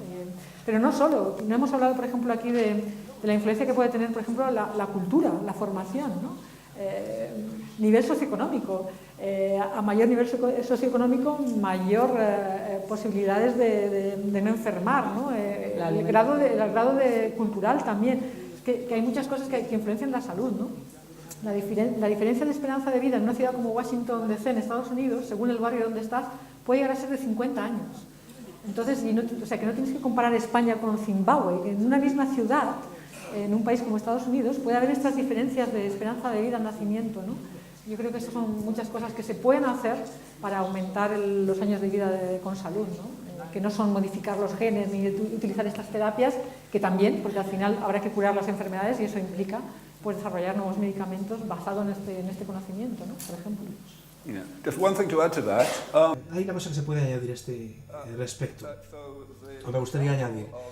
El ejemplo de Elizabeth Blackburn y su trabajo en el tema de la telomerasa me parece un indicador muy importante de la relevancia del estrés en el envejecimiento, pero hay otro indicador más general que merece la pena mencionar. Si preguntas ¿qué tienen todos los centenarios en común? ¿Por qué determinadas personas viven de manera excepcionalmente larga? Esta es una pregunta que se lleva haciendo mucho tiempo. Y en general se suele responder que prácticamente no tienen nada en común. Algunos fuman, otros tienen sobrepeso, pero hay una cosa que es casi universal. Nada les preocupa. Realmente son gente muy buena a la hora de manejar situaciones de estrés. No es que hayan tenido vidas libres de estrés, pero cuando han pasado por situaciones estresantes, han sido capaces de pasar por encima de ello. Y eso me parece que es importante de cara a vivir mucho tiempo. Una pregunta con él. Tenía ya el micro alguien, ¿verdad? No, aquí está. Sí, allí el caballero. ¿No? Es la última pregunta ya. Sí. Bueno, muchas gracias por venir a Burgos a enriquecer la cultura aquí. Lo que he sentido durante toda la charla es inquietud y cautela ante lo que están diciendo, por una razón espiritual, social y ambiental. La primera es, ¿cómo si el ser humano todavía no hemos respondido a la pregunta al sentido de la vida, estamos tan interesados en prolongarla? Es como, no por extender una nada se convierte en un lleno de algo. La segunda, social. En un mundo en el que 65 personas tienen tanta riqueza como 3.500 millones de personas, ¿cuál va a ser el impacto real, más allá de las intenciones de los científicos que desarrolláis o que tratáis de desarrollar estas tecnologías, sobre el mundo en el que vivimos? Y ambientales, si ahora mismo el planeta no tiene los recursos naturales para sostener a la población mundial que existe y con el estilo de vida que hay, a mí lo que me preocupa es que al final este poder de diseñar una raza humana mejor, una raza humana mejorada, lo utilice solamente una élite de personas de que puedan permitirse esos tratamientos, que tengan acceso a ese poder, mientras una mayoría de la población vive empobrecida. Yo no sé cómo va a democratizarse esto, ni el impacto real que tendrá sobre la vida, pero me asusta. Bueno, yo creo que Audrey lo ha contestado antes y le vuelvo a decir, aquí estamos... I'm going to answer it again. So that, it's extremely depressing. Es muy deprimente para personas como María y como yo mismo, que implicamos todo este esfuerzo en estas charlas, y siempre la última pregunta que se nos hace es, parece que no hemos dicho nada, no hemos aportado nada. Nos da de pensar eso, ¿no?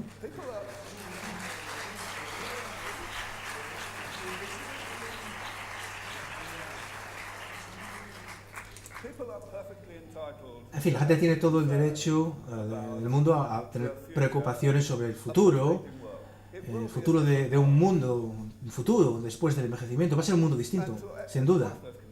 Y tienen también derecho a manifestar esas preocupaciones. Y naturalmente pues ya se han dado aquí respuestas a esas preguntas, no solamente hoy, sino cada vez que aparezco delante de una cámara o en un escenario como hoy, en los últimos 16 años, siempre vengo respondiendo de la misma manera. Literalmente miles de veces lo he tenido que hacer.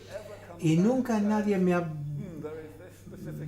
ha repreguntado, me ha dicho, no, pero hay una cosa que no me convence de tu pregunta, sigo preocupado. Lo que hacen es repetir la misma pregunta.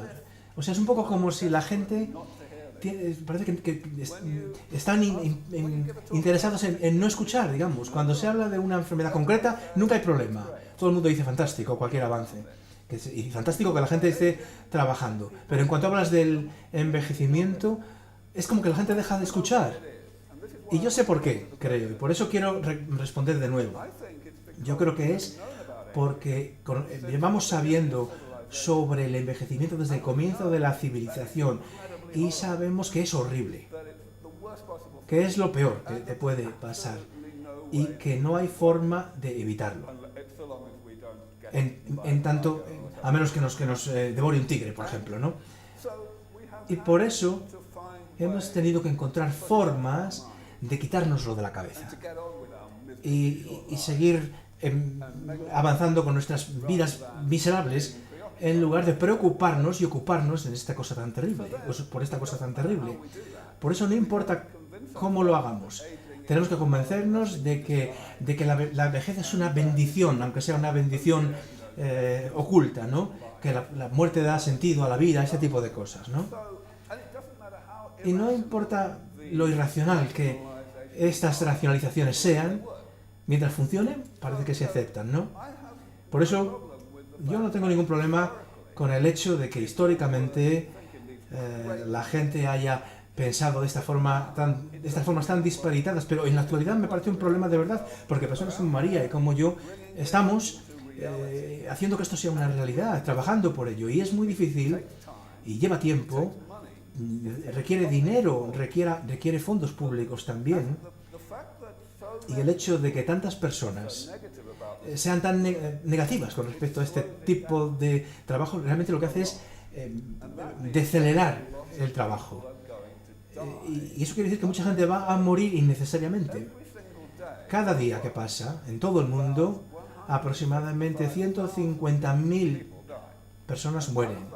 Y de esa cifra, aproximadamente 110.000 mueren de viejos por el envejecimiento. Es el 70% de todas las muertes en el mundo. En un país desarrollado como España es más del 90%. Eso quiere decir que todos los días en los que avancemos en nuestra lucha contra el envejecimiento estamos salvando muchas vidas. Y al revés, cada vez que personas como tú enlentecen, digamos, este proceso malo. Mientras María apuntara algo, he visto ahí una última pregunta, tenemos muy poco tiempo, pero seguro que es breve. Sí, bueno, yo lo que quería insistirte es que aquí estamos hablando del origen de las enfermedades. El envejecimiento es el origen de las enfermedades. Yo creo que nadie puede cuestionar, intentar curar enfermedades que hoy por hoy son incurables, ¿no? Y yo creo que es lo que tenemos que pensar. Pero bueno, eso te lo preguntas cuando te tratan a una persona un cáncer en España, por ejemplo, con los últimos tratamientos contra el cáncer. ¿Nos preocupamos por lo que pasa en África? Por supuesto que sí, pero eso no tiene que detener que lleguen los tratamientos últimos a los pacientes de cáncer de nuestro país. Perdona, sí, como ya habías hablado antes, había una última palabra ahí al fondo. Muchas gracias. En algunas clínicas aquí en España, por ejemplo, a Nadal le han inyectado células madre, creo que del ombligo, en la rodilla para regenerar el cartílago. Quería saber si conocéis si eso es eficaz. Y luego, aparte, en operaciones habituales y sencillas como hernias inguinales, si lo que ha explicado antes el ponente de inyectar células madre, ¿en cuánto tiempo prevéis que se podrá hacer en la práctica, en una clínica? Para el común de los mortales, ¿no? Sí, para el común. Y porque ya había oído que un órgano en 20 años ya se podrá hacer, así con células madre y las imprentas, las impresoras 3D. Entonces, pues, operaciones sencillas con células madre en hernias inguinales, por ejemplo, ¿en cuánto calculáis de plazo de tiempo que se podrá dar en las clínicas a nivel general?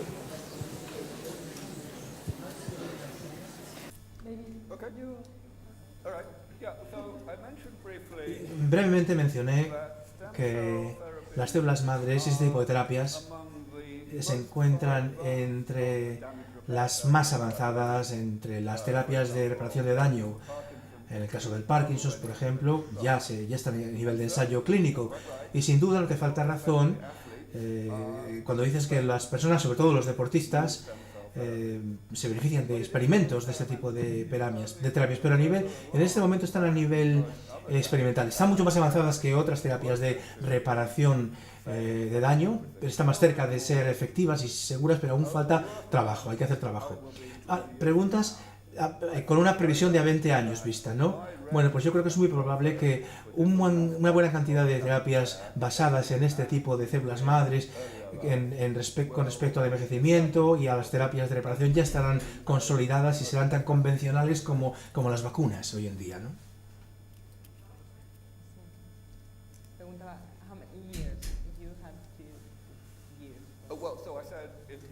Sí, ella dijo en la pregunta 20 años y yo creo que hay un 90% de probabilidades de que eso sea correcto y hay un 20% de probabilidades de que la mayor parte de esas aplicaciones ya estén funcionando a nivel clínico. Es una cuestión de probabilidad, en clínica, ¿eh? If you see there are other questions much more optimistic and scientific that you can say that your visit to Burgos was worth it. I'm sure you've convinced many of the people present here. Thank you very much. Yeah, actually, can I ask... ¿Puedo yo hacer una pregunta a todo el público aquí? Por favor, levantad la mano si os hemos hecho cambiar de opinión. Si vinisteis aquí pensando que el envejecimiento es seguramente una bendición y que no deberíamos arreglarla, que no podemos a lo mejor, y ahora pensáis, estáis más optimistas al respecto, ¿os sentís? Bueno, muy bien, bingo, fenomenal. Un aplauso, por favor.